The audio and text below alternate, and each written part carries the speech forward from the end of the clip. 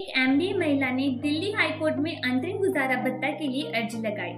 घरेलू हिंसा अधिनियम के तहत महिला की अर्जी को कोर्ट ने खारिज कर दिया और तर्क दिया कि वो काफी पढ़ी लिखी है और अपनी आय का स्रोत ढूंढने में खुद सक्षम है। पत्नी ने गुजारा भत्ता के तौर पर 50,000 रुपए महीने की मांग की थी।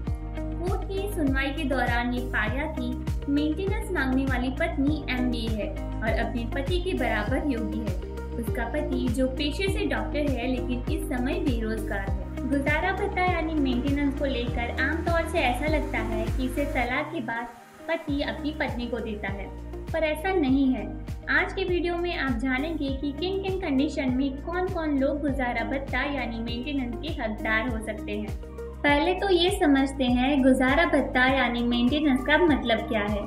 तो जब एक व्यक्ति दूसरे को खाना, कपड़ा, घर, एजुकेशन और मेडिकल जैसी बेसिक जरूरत की चीजों के लिए फाइनेंशियल सपोर्ट करता है तो उसे मेंटेनेंस यानी गुजारा भत्ता कहते हैं। हिंदू मैरिज एक्ट 1955 के तहत दो तरह की गुजारा भत्ता होता है।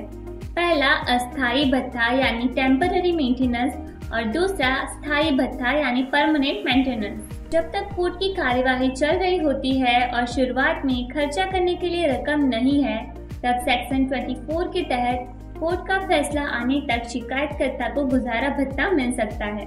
सेक्शन 25 के तहत तलाक के बाद मिलने वाली एलिमनी परमानेंट भत्ता कहलाती है और इस मेंटेनेंस में स्त्रीधन शामिल नहीं होता, उस पर सिर्फ पत्नी का अधिकार होता है।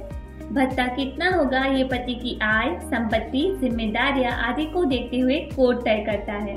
और तो और पति पत्नी के अलावा बच्चे, बुजुर्ग, माता पिता और विधवा बहू भी मेंटेनेंस मांग सकती है।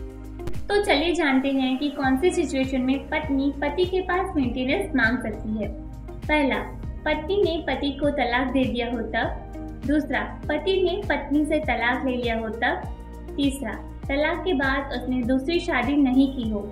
चौथा, खुद का भरण पोषण नहीं कर पा रही हो।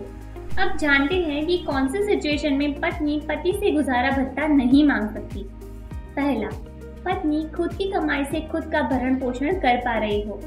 दूसरा, पत्नी जो अपने पति से बिना किसी वजह से अलग रह रही हो।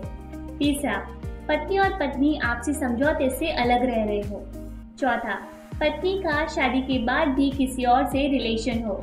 अब जानते हैं कि पति किस सिचुएशन में पत्नी के पास भरण पोषण मांग सकता है। पहला, पति जब बेरोजगार है और पत्नी के पास कमाई का साधन हो। दूसरा, शारीरिक या मानसिक तौर से कमजोर पति जो पैसे कमाने के लायक नहीं और उसकी पत्नी कमा रही हो। तीसरा, पति पत्नी का कोर्ट में केस चल रहा हो और पति के पास फीस के भी पैसे ना हो। चौथा, पति के पास बुनियादी जरूरतों के लिए भी पैसे ना हो।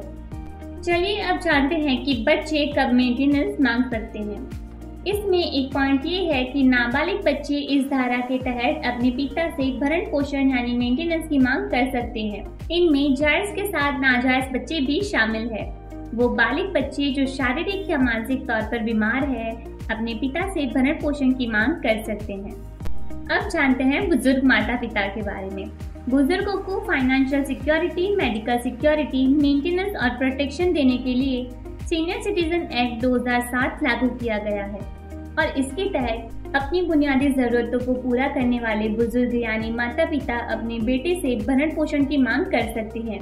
बेटे के अलावा वे अपनी बालिग बेटी, पोते पोती किसी से भी भरण पोषण की मांग कर सकते हैं। जिन बुजुर्गों के बच्चे नहीं हैं वो अपने ऐसे किसी रिश्तेदार से भी मांग सकते हैं जो उनकी संपत्ति का इस्तेमाल कर रहे हो या फिर जो उसके वारिस है। अब जानते हैं कि विधवा बहू कब मेंटेनेंस मांग सकती है। भरण पोषण कानून 1950 धारा 19 के तहत विधवा बहू अपनी ससुर से मेंटेनेंस की मांग कर सकती है। अब वीडियो के आखिर में आपको एक मेन पॉइंट भी बताते हैं कि लिव इन रिलेशन में रहने वाली महिला पार्टनर भी गुजारा भत्ता की हकदार होती है। लिव इन रिलेशन में रहने वाली महिला अपने पार्टनर के खिलाफ घरेलू हिंसा कानून के तहत गुजारा भत्ते के लिए कोर्ट का दरवाजा खटखटा सकती है। महिला को सीआरपीसी की धारा 125 के तहत गुजारा भत्ता दिया जा सकता है। यहाँ तक कि लिव इन रिलेशन में पैदा होने वाला बच्चा भी हक रखता है।